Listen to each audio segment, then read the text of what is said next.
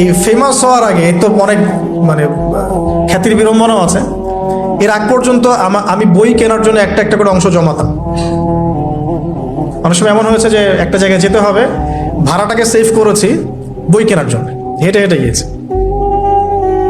বই আমাকে কেউ কিনে দেয়নি কখনো, এভাবেই কিনতে হয়েছে। এখন আলহামদুলিল্লাহ বাংলা বাজারে একবার ঘুরলেই হয়, মিনিমাম 40-50 হাজার টাকার বই হাদিয়ে পাওয়া যায়। লাস্ট টাইম আমি হাদিয়ে পেয়েছি 350টা বই, এই যেবার আসলাম এই কয়দিন আগে 350টা বই। বইয়ের প্রতি মহব্বত থাকলে আল্লাহ আপনাকে অনেক বই দিবেন। আমি বললাম না, হকপন্থী ওলামা একরামের সোহবতে থাকেন, আমি একজন আলেমকে দেখেছি সারাদিনই বই পড়ে, খালি বই পড়ে আর বই পড়ে। আর একটু পরপর খালি বলে লা ইলাহা ইল্লাল্লাহ, একটু পরপর খালি বলে লা ইলাহা ইল্লাল্লাহ। কথা বলেন মনে হচ্ছে যে মানে মুক্তা ঝরছে আর কি, এত গভীর কথা বলেন যেটা বুঝতে হলে অনেক জ্ঞানের প্রয়োজন হয়।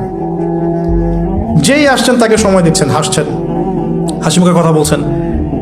গায়ের জামা গেট আপ দেখে মনে হচ্ছে মসজিদে ঝাড়ু দেয় খাদেম আছে না, মনে হচ্ছে খাদেম। কেউ বিশ্বাসই করতে পারবে না যে ইনি হচ্ছেন বাংলাদেশের 1 নাম্বার মুহাদ্দিস। চেহারা দেখে বিশ্বাসই করতে পারবেন না আপনি। এরকমও মানুষ বাংলাদেশের মাটিতে আছেন। বইয়ের প্রতি মহব্বত রাখেন, আল্লাহ পাক আপনাকে দেখবেন অনেক বই জ্ঞান দিবেন ইনশাআল্লাহ।